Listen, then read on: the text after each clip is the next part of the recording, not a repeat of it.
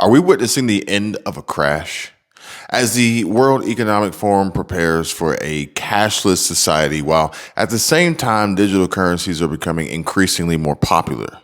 But as the Federal Reserve's instant payments network prepares to launch in just a few months, questions arise about efforts to create a digital dollar and stablecoins. This new payment system could shake the very foundations of our monetary system, and as the FDIC mandates that signature bank buyers must also give up their ties to crypto.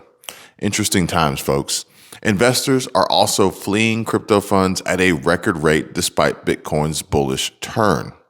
Meanwhile, central banks' digital currency plans face intense scrutiny and public backlash as policymakers attempt to take on cryptocurrencies and other payment rivals. But the expectations of the value of CBDC transactions currently reaching $213 billion by 2013, and the government's push for further control, manipulation, and utter dominance over their weak-minded and grossly misguided voter pool continues. Will we succumb to socialism? Man, I hope not. While Sweden, Brazil, and China lead the charge towards a cashless society, analysts suggest that a general correlation between high interest rates and less cash in circulation, tied to the World Economic Forum's claims that central bank digital currency or CBDC is inevitable, with about 90% of central banks developing just that, a CBDC. The percentage of countries piloting a CBDC has already doubled this year as well. Now allow me to introduce you to Biden Coin, or better yet, a U.S. version of a central bank digital currency controlled by the Fed under the guidance of the current administration. I want to share with you Executive Order 14067, and Executive Order 14067 is a directive signed by U.S. President Joe Biden on February 24, 2021. The order aims to promote and strengthen Buy American policies and recommends for federal government procurement. And the order states that federal agencies must prioritize the purchase of goods and services from American businesses, and that the government must use its purchasing power to support American industries and workers. It also seeks to close loopholes in existing Buy American regulations, such as exemptions for products that are not made in sufficient quantities in the United States or that are deemed too expensive. One notable feature of Executive Order 14067 is the creation of a new Made in America office within the Office of Management and Budget, the OMB.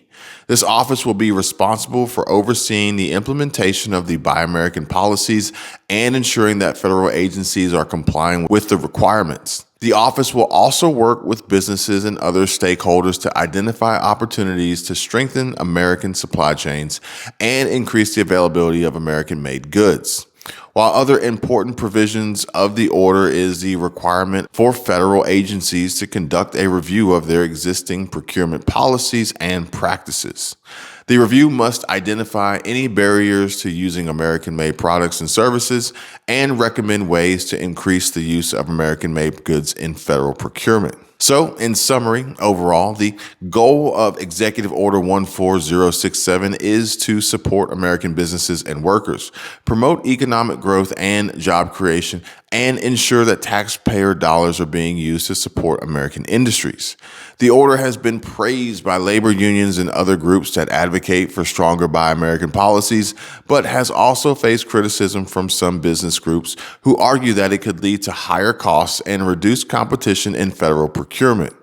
And it's worth noting that Buy American policies have been in place in various forms for decades, but the implementation and enforcement of these policies has varied over time. Executive Order 14067 represents a renewed focus on these policies by the Biden administration and a commitment to using the federal government's purchasing power to support American businesses and workers. And now the United States Federal Reserve has confirmed that a July launch date for its long-awaited instant payment system, seen by some as an alternative to central bank digital currencies and stablecoins. The new instant payment network will settle payments in seconds and can support transactions between consumers, merchants, and banks. But folks, I urge you, be afraid. be very afraid as the Federal Reserve pushes to onboard as many financial institutions as possible in order to increase the availability of instant payments. The launch of the FedNow reflects an important milestone in the journey to help financial institutions serve customer needs for instant payments to better support nearly every aspect of our economy. But depending on who you ask, the FedNow service is either tackling a problem that both stablecoins and CBDCs seek to solve, or it's just another step towards the government's totalitarian control over our monetary system. The truth remains to be seen. All at a time where the top U.S. banks are facing extreme pressure and risk of financial insolvency, systemic risk, bank runs, liquidity crisis concerns, and inching closer towards the edge and dancing dangerously on the brink of seeing depositors make a run on bank withdrawals and seeing the FDIC stepping in to assume control before billions and billions of dollars flee these financial institutions. So here are some of the top U.S. banks that are currently at financial risk. Wells Fargo. Despite being one of the largest banks in the United States, Wells Fargo has struggled in recent years due to a number of high-profile scandals. In 2018, the bank was fined $1 billion by regulators for fraudulent practices related to its auto lending and mortgage businesses. More recently, the C-19 pandemic has caused significant economic disruption, which has put additional pressures on the bank's financial performance.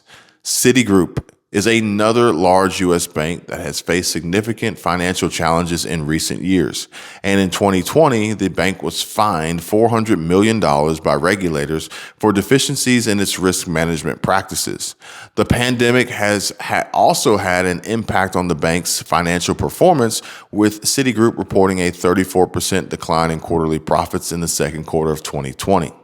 Bank of America is on the list as well, as Bank of America is one of the largest banks in the United States, but it has also faced its fair share of financial challenges. In 2014, the bank was fined a record $16.65 billion for its role in the subprime mortgage crisis. More recently, the C-19 pandemic has caused significant economic disruption, which has put pressure on the bank's earnings.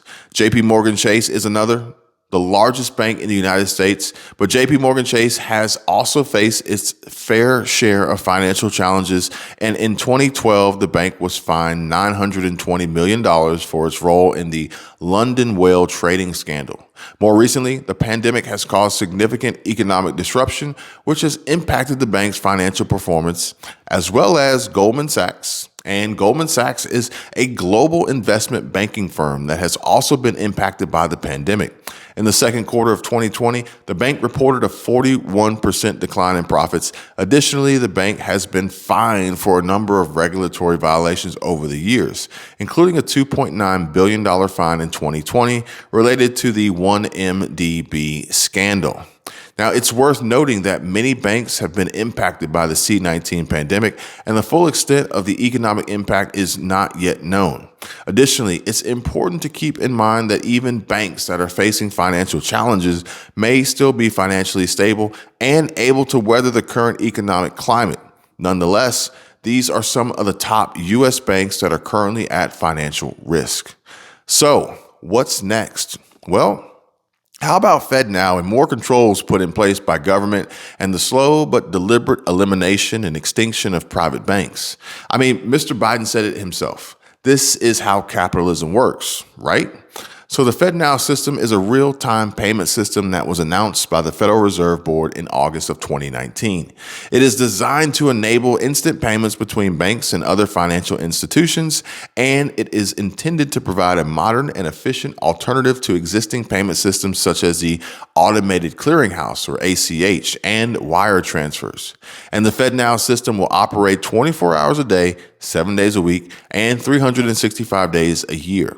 So this means that banks and other financial institutions will be able to process payments in real time rather than having to wait for batch processing or overnight settlement. The FedNow system will use the Federal Reserve's existing infrastructure, including its FedLine network, to process transactions between banks and other financial institutions. The system will also use the ISO 20022 messaging standard, which is a global standard for electronic payments messaging. And one of the key benefits of the FedNow system is that it will provide faster and more efficient payment processing for businesses and consumers. For example, businesses will be able to pay suppliers more quickly and easily, and consumers will be able to make real-time payments for goods and services. So, for consideration, another claimed benefit of the FedNow system is that it will increase the competition in the payments industry. Currently, there are a limited number of payment systems that offer real-time payment processing, and these systems are often expensive and difficult to use. The FedNow system will provide a more accessible and affordable option for banks and other financial institutions, which will help to promote innovation and competition in the payments industry. So the FedNow system is currently in development, and it is expected to be launched in just a few days, or depending on when you're watching this video, it has already begun processing transactions.